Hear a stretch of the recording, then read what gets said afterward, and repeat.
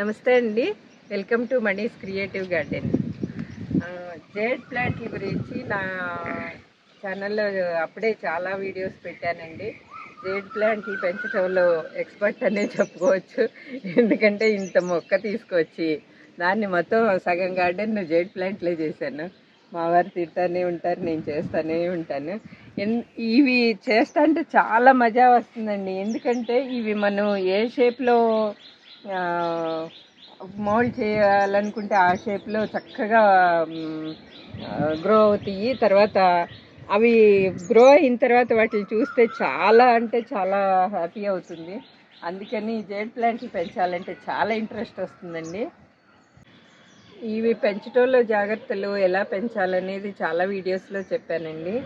ఈసారి నేను కొంచెం అంటే నేను చేసిన డిజైన్స్ చూపిస్తాను. వాటిల్లో ఎవరికైనా డీటెయిల్గా అది నచ్చి ఎలా చేశారు అని చెప్పమంటే కనుక డీటెయిల్ వీడియో చేసి చూపిస్తానండి. లేదంటే టూకీగా చెప్తాను నేను చేసినవి.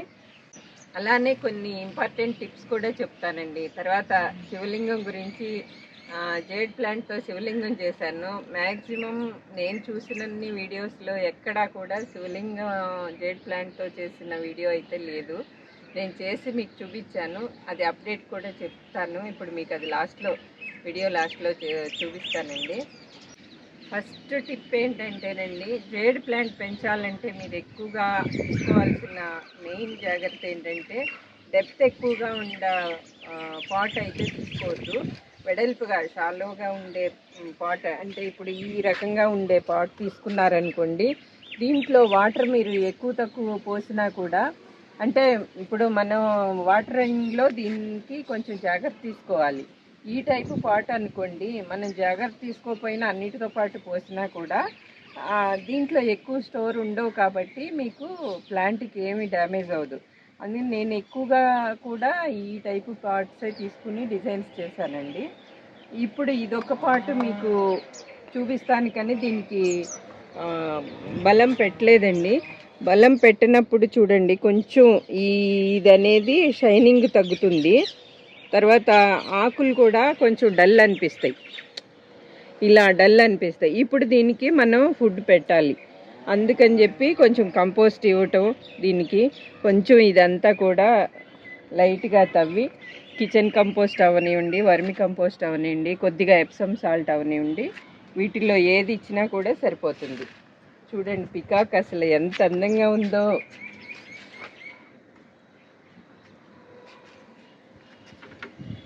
ఇది ఎప్పుడైనా కూడా మీరు ఈ షేప్కి వచ్చేయాలి అని చెప్పి, నెమలి అర్జెంటుగా చేసేయాలి అని చెప్పి ఒక 2 కొమ్మలు పెట్టి ఇది పికాక్ రెడీ అవ్వట్లేదని ఎప్పుడు కూడా ఎక్స్పెక్ట్ చేయొద్దు. ఈ పికాక్ రెడీ అవ్వాలంటే ఇంత పికాక్ 1 ఇయర్, 1.5 ఇయర్, 2 ఇయర్స్ కూడా పట్టవచ్చు. ఈ ప్లాంట్ గ్రోత్ని బట్టి, దానికి ఉన్న క్లైమేట్ని బట్టి. మెయిన్గా అంటే ఇది ఒకవేళ ఓవర్ అనుకుంటారేమో, నాకైతే ఇప్పుడు మనం ఎలా ఒక్కళ్ళే ఉన్నప్పుడు లోన్లీ ఫీల్ అవుతామో, మొక్కలు కూడా అలానే అనిపిస్తుంది నాకు. వాటి జతకి పక్కన మొక్కలు ఉన్నప్పుడు చాలా హ్యాపీగా ఉంటాయి, గ్రోత్ కూడా బాగుంటుంది. అంటే ఒకదాని పక్కన ఒకటి పెట్టినప్పుడు సింగిల్గా ఉన్న మొక్క చాలా డల్గా ఉంటుంది. నేను నా మొక్కలతో అనుబంధం అలా అనిపిస్తుంది అనమాట. అంటే వాటికి కూడా పక్కన కంపానియన్ ఉండాలని చెప్పి అన్నిటికీ మొక్కలు సైడ్ పెట్టేటప్పటికి అవి ఎంత హ్యాపీగా ఉంటాయో.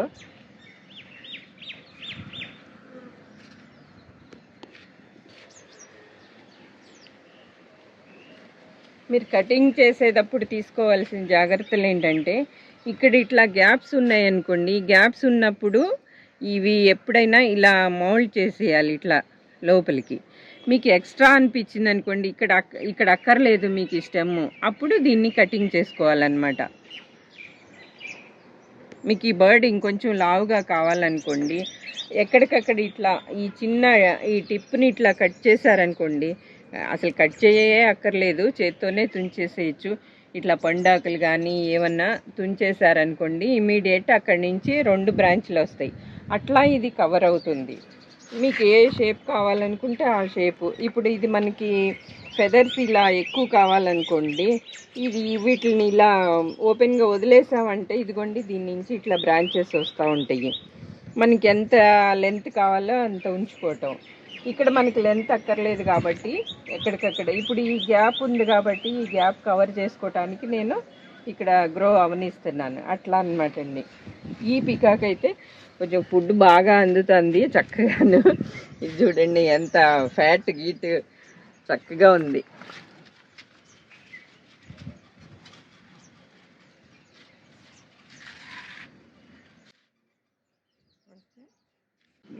ఒక్కసారి ఓవరాల్ లుక్ చూడండి. ఎన్ని జైడ్ ప్లాంట్స్, ఎన్ని షేప్స్ కటింగ్ చేసి పెట్టాను. ప్రతి ఒక్క చిన్న చిన్న ఇదిగోండి ఇంత చిన్న కటింగ్ కూడా నేను వేస్ట్ పోనివ్వను. దీని కింద 2 ఆకులు తీసేసి చక్కగా గుచ్చారనుకోండి దాని నుంచి వచ్చేస్తాను. ఇదిగోండి ఇది బర్డ్ నెస్ట్ లాగా చేశాను. దీనికి కావాల్సిందల్లా మనం ఫస్ట్ అయితే కొంచెం ప్లాంట్ని పెరగనివ్వాలి. ఎప్పుడైనా కానీ మనం ప్లాంట్ పెరిగిన దాన్ని బట్టి షేప్ డిసైడ్ చేసుకోవాలి. ఇదే షేప్ చెయ్యాలి అనుకుని ప్లాంట్ పెంచడం అయితే కొద్ది కష్టం అండి. ప్లాంట్ పెరిగిన తర్వాత అది ఏ షేప్లో పెరుగుతుందో అంటే చిన్నప్పటి నుంచి కట్ చేయొచ్చు, అలా కావాలని పెట్టచ్చు. నేను చేసే పద్ధతి అయితే చెప్తున్నాను. ప్లాంట్ పెరిగిన తర్వాత అది ఏ షేప్లో చక్కగా గ్రో అవుతుందో చూసి నేను రెడీ చేసుకుంటానండి. ఇది బర్డ్ నెస్ట్ లాగా చేశాను. మీకు ఈ వీడియో కూడా పెట్టాను, కటింగ్స్తో గుడి కట్టాను అని చెప్పి. ఇదండి సాయిబాబాది. ఇది ఎట్లా అంటే దీనికి పెట్టిందల్లా నేను మామూలుగా మన ఈ ప్లాంట్స్ పెడతానికి బకెట్లు తీసుకొస్తాం కదా, ఆ బకెట్ది హ్యాండిల్, ఆ హ్యాండిల్ ఇలా రౌండ్ షేప్ వచ్చేటట్టు పెట్టి దాని నుంచి ఈ లైన్ ప్లాంట్స్ పెట్టుకొచ్చాను. కింద చూడండి చక్కగా ఒక ఆర్చ్ లాగా బాబా గారికి ఎంత అందంగా రెడీ అయిందో. గుడిలాగానే ఉంది నిజంగా. ఇది మస్కిటో బ్యాట్ అండి. మస్కిటో బ్యాట్ని స్క్రూలు ఓడదీసేసి మొత్తం స్క్రూలు తీసేసి వాటిలతో ఈ మధ్యలో అన్నీ తీసి అది వేరే వాటికి యూజ్ చేశాను. ఈ బ్యాట్ అవుట్ షేప్ మాత్రం ఇలా ఈ షేప్ వచ్చేటట్టుగా పెట్టాను. దీంట్లో మనం చిన్న ఉయ్యాలు కట్టొచ్చు. ఇదిగోండి ఇది ఎట్లా అంటే అమ్మవారిని ఊరేగిస్తారు కదా, ఊరేగించేటప్పుడు వెనకాల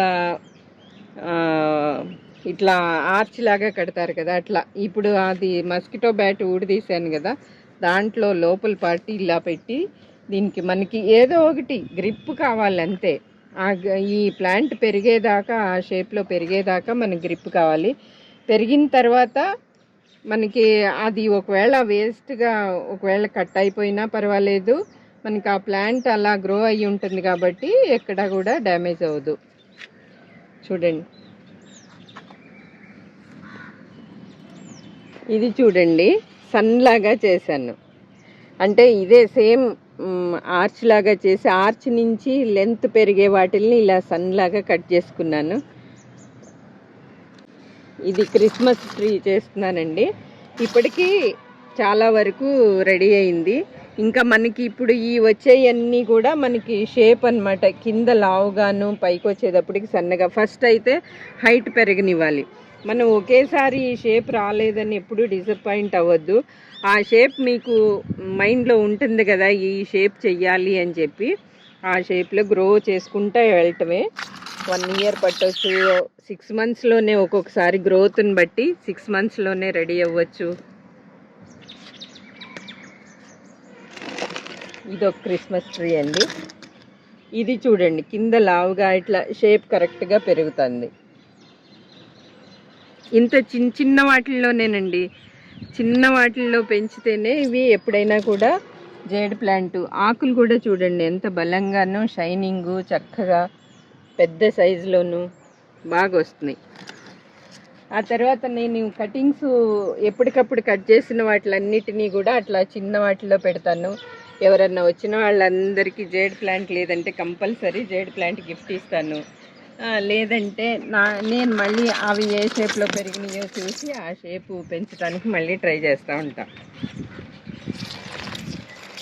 ఇంకా నాకు ఇష్టమైన వాటిల్లో ఇదండి త్రిశూలం.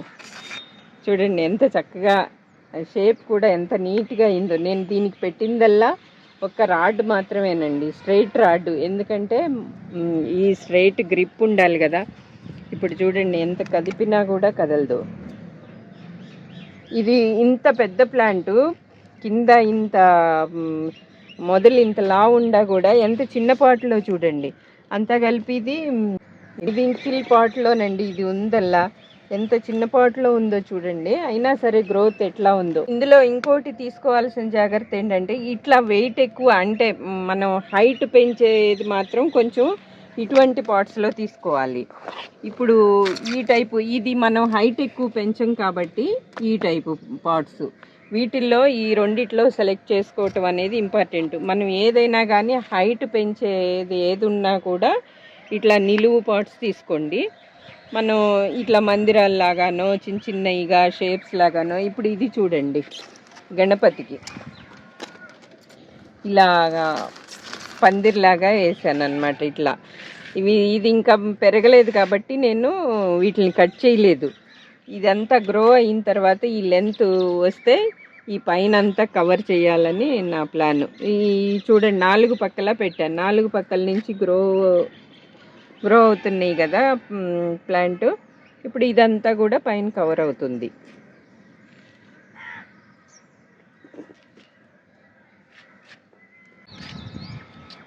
నాకు శివుడు అంటే చాలా ఇష్టం అండి. ఆ శివలింగానికి ఇష్టమైన ఓంకారం అవనివ్వండి, త్రిశూలం అవనివ్వండి, అందుకని ఈ రెండు కూడా చాలా ఫస్ట్గా చేసినవి నేను ఇవేనండి. చూడండి ఓం ఎంత నీట్గా ఉందో. ఇట్లా మనం దీనికి నేను పెట్టిందల్లా ఒక రాడ్ అంతేనండి. మీరు అనుకుంటారేమో ఓం షేప్ చేశారేమో, దానికి ఇలా పాకిచ్చారేమోనని. ఇదిగోండి నేను పెట్టిందల్లా బ్యాక్ సైడ్ చూపిస్తున్నా, ఒక రాడ్ అంతే. రాడ్ కోసం, ఇది గ్రిప్ కోసం రాడ్ పెట్టాను. ఇవన్నీ కూడా మనం ఈ షేప్స్ తీసుకొచ్చిన తర్వాత కట్ చేసుకుంటా ఉంటే మనం ఈ షేప్లో నీట్గా అవుతుంది. మనకి ఇక్కడ ఇది గ్యాప్ కనిపిస్తుందని చెప్పి నేను ఇది వదిలాను. ఇది కొంచెం గ్రో అయిన తర్వాత ఇలా ఫోల్డ్ చేసి బైండింగ్ వైర్తో, ఈ అన్నిట్లోకి యూజ్ అయ్యేది దీంట్లో బైండింగ్ వైర్ అండి. మెత్తగా ఉండే బైండింగ్ వైర్ తీసుకోండి. ఎందుకంటే దారం అనుకోండి తెల్లగా కనిపిస్తుంది. బైండింగ్ వైరు దీని కాండం ఎలా ఉందో వాటితో కలిసిపోతుంది. ఇప్పుడు ఇది కూడా నేను బైండింగ్ వైర్ కట్టాను అన్ని చోట్ల కూడా. ఎక్కడా కూడా మీకు ప్లాంట్స్లో బైండింగ్ వైర్ కనిపించదు. దీంట్లో యూజ్ చేయాల్సిందల్లా మెత్తటి బైండింగ్ వైర్ అండి. అంటే బాగా హార్డ్గా ఉండేది కాకుండా, హార్డ్గా ఉండేది అనుకోండి మనం చుడతా అంటే ఆకులు రాలిపోతాయి, కాండం కూడా కొంచెం నలగొచ్చు. నేను ఎక్కడా కూడా టైట్ అనేది చేయను. చూడండి ఇది ఎంత లూజ్గా, అసలు కాండానికి అంటే మనకి ఎలా నొప్పి కలుగుతుందో మొక్కలకు కూడా అంతే కదండి. అందుకని వాటికి కొంచెం కూడా టచ్ అవ్వకోకుండా ఎంత జాగ్రత్తగా కడతానో.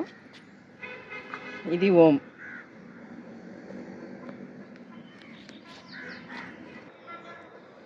ఇది హంసతూలిక తలుపు అంటారు కదండి, అమ్మవారు ఊరేగింపులో చూపిస్తారు కదా, సేమ్ అలా అన్నమాట. ఇది ఇంకా 100% కంప్లీట్ అవ్వలేదండి. అయినా కూడా ఆ షేప్ అయితే తీసుకొచ్చాను. ఇప్పుడు మీరు ఏదైనా కానీ ఒక ప్లాంట్ ఈ షేప్ తేవాలంటే మొత్తం ఇలా ఓవరాల్గా, ఇదిగోండి దీని బేస్ ఇది అనుకోండి, ఇట్లా నేను జిగ్జాగ్గా అక్కడ ఒక ప్లాంట్ అంటే కట్ చేసిన ఈ ముక్కలు అటు ఇటు ఇవన్నీ పెట్టేస్తూ ఉంటానన్నమాట. మొత్తం ఇట్లా చిన్న చిన్న పీస్ కాడి నుంచి మొత్తం పెట్టుకొస్తాను. ఇవి పెరిగిన తర్వాత మనం ఇటు తోకకు కావాల్సింది, బాడీ పార్ట్కి కావాల్సింది ఇలా బెండ్ చేసుకుని, ఇది తోక పార్టు, ఇది తల దగ్గర, అట్లా. అంతేగాని ఒకే ప్లాంట్ నుంచి మీరు ఈ షేప్ చేయాలంటే చాలా కష్టం అండి. ఈజీ మెథడ్ ఇది. ఇది చూడండి ఎంత చక్కగా ఉందో. అలానే ఇదొక బర్డ్. ఇదిగోండి ఇవన్నీ కూడా ఈ గ్యాప్ కవర్ అవ్వటానికి ఇది వదిలాను. ఇది కొంచెం పెరిగిన తర్వాత ఇలా ఫోల్డ్ చేసి కడతాను. నెక్ దగ్గర మనకు అవసరం లేదు కాబట్టి ఇక్కడ కట్ చేసేసా. అట్లా మనకి ఎక్కడ ఎక్స్ట్రా ఉందో అది కట్ చేయటం, కావాల్సిన దగ్గర గ్రో అవనివ్వటం. ఇప్పుడు ఇవన్నీ తోక కావాలి కాబట్టి మనకి ఇవన్నీ కూడా ఫ్రీగా వదిలేసాను కాబట్టి చక్కగా పెరుగుతుంది. ఇక్కడ మనకు అవసరం లేదు కాబట్టి ఎక్కడెక్కడ ఫోల్డ్ చేయాలి, ఎక్కడ కట్ చేయాలి చేసుకోవాలి. మీరు ఎప్పుడైనా కూడా బేస్ ఇలా రెడీ చేసుకోండి. ఇలా అన్ని రకాలు పెట్టేసేసి అన్ని చోట్ల, అప్పుడు వాటిని కొంచెం గ్రో అయిన తర్వాత ఒక షేప్లో తల ఓ పక్కన లేదా మందిరం లాగా కట్టాలనుకోండి బ్యాక్ సైడ్. ఇవన్నీ వేర్లు వచ్చిన తర్వాత తీసి ఒక షేప్లో పెట్టుకోవటం చాలా ఈజీనండి. ఇదిగోండి చిన్న పీస్కి ఏర్లు చక్కగా వచ్చినాయి. ఇప్పుడు వీటిని మొత్తం తీసేసి, ఇప్పుడు ఈ పాట్లో మొత్తం ఇవన్నీ కూడా తీసేసి చక్కగా మీకు బ్యాక్ సైడ్ షేప్ కావాలా లేదా ఏ షేప్ కావాలా పెట్టుకోవచ్చు. అట్లా వేర్లు వచ్చిన తర్వాత పెట్టుకుంటే ఇంకా ఈజీగా పెరుగుతుందండి. ఇదండి నా జేడ్ ప్లాంట్స్ ప్రపంచం. అసలు వీటి దగ్గర వర్క్ చేస్తా అంటే టైమే తెలియదు. అసలు ఈ షేప్స్ చేస్తా అంటే ఎంత హ్యాపీ వస్తుందో మీరు కూడా ట్రై చేస్తూ ఉండండి. లాస్ట్ శివలింగం చూపిస్తా, అది చాలా వెయిట్ ఉంటుంది. పైగా ఇంటి ఎంట్రన్స్లో పెట్టాము, కింద ఉంది చూపిస్తాను. ఇవన్నీ కూడా టెర్రస్ మీదేనండి. ఇదిగోండి శివలింగం. నేను చేసినప్పుడు చాలామంది అనుకుని ఉండొచ్చు ఇది ఆ షేప్లో వస్తుందా రాదా అని. నేను యూట్యూబ్లో మీరు సెర్చ్ చేయండి, శివలింగం అనేది జేడ్ ప్లాంట్తో చేసిందే ఉండదు. నేను ఎలా అయినా సరే, అంటే శివుడు అంటే నాకు చాలా భక్తి, చాలా ఇష్టం కూడానండి. కాకపోతే మనం శివలింగం ఇంట్లో పెట్టుకుని పూజ చేయకూడదు అంటారని చెప్పి ఎలా అయినా సరే శివలింగం నా కళ్ళ ఎదురుగుండా ఉండాలి అని పట్టుదలగా ఇది జేడ్ ప్లాంట్తో చేశాను. మోల్డ్ అవుతుంది కాబట్టి, అవకాశం ఉంది కాబట్టి. నిజంగా ఆ శివుడే నాతో ఇది చేయించుకున్నాడని చాలా నమ్మానండి నేను. అప్పుడు చేసినప్పుడు ఇంత పర్ఫెక్షన్గా రాపోయినా వీటిని నిదానంగా గ్రో అయినట్టల్లా నేను ఆ షేప్ తీసుకొస్తున్నానండి. ఈ కొంచెం గ్రో అయితే ఇంకా చాలా లుక్ వస్తుందండి. ఇదిగోండి, పైగా ఇది నా మదర్ ప్లాంట్ అండి. నేను ఫస్ట్ తెచ్చుకున్న జేడ్ ప్లాంట్ ఇదే. దీని నుంచే నేను ఇన్ని పైన మీకు అన్నీ చూపించాను కదా, వాటిని ప్రతి ఒక్కటి షేప్ చేసిందన్నీ కూడా దీనికి వచ్చిన కటింగ్స్తోనేనండి. చూడండి దీని మొదలు ఎంత లావుందో. చాలా ఇష్టమైందండి నాకు. పైగా మా ఇంటి ఎంట్రన్స్లో పెట్టాను. మా ఇంటికి వచ్చే వాళ్ళందరూ కూడా శివలింగాన్ని దర్శనం చేసుకుని లోపలికి రావాలని చెప్పి. ఇవండి నా జేడ్ ప్లాంట్ కలెక్షన్ కంటే కష్టార్జితం అని చెప్పుకోవాలి. చాలా ఇంట్రెస్ట్తో, కష్టంతో, చాలా ఓపిక్గా, మెయిన్ ఓపిక ఉండాలండి. ఫస్ట్ చేయంగానే ఈ షేపు రాలేదు అని ఎవరు డిసప్పాయింట్ అవ్వక్కర్లేదు. మెయిన్ చూసుకోవాల్సింది ఏంటంటే ప్లాంట్ గ్రోత్ బాగుందా లేదా అనేది చూసుకోవాలి. గ్రోత్ బాగుంటే ఆటోమేటిక్గా మనం కావాల్సిన షేప్ చేసుకోవచ్చు. 1 మంత్ కాకపోతే 2 మంత్స్ వెయిట్ చేసేటప్పటికి చక్కగా గ్రో అయ్యి ఉంటుంది కదా, ఏ రకంగా కావాలన్నా చేసుకోవచ్చండి. మీకు వీటిల్లో ఏదన్నా ఇప్పటి వరకు నేను చూపించిన జేడ్ ప్లాంట్స్లో ఏ షేప్ అన్నా మీకు పర్టికులర్గా ఇది చేసి చూపించండి, మాకు కుదరలేదు అంటే అది తప్పకుండా చేసి చూపిస్తానండి. జేడ్ ప్లాంట్స్ కలెక్షన్ అయితే ఇలా ఉందండి. ఈ వీడియో కనుక నచ్చిందనే అనుకుంటున్నాను. నచ్చితే లైక్ చేయండి, షేర్ చేయండి, సబ్స్క్రైబ్ చేయటం మర్చిపోవద్దు. మీకు నా ప్లాంట్స్ కలెక్షన్ అంతా చూసారు కదా, ఎలా ఉందనేది కామెంట్ చేయటం మర్చిపోవద్దు.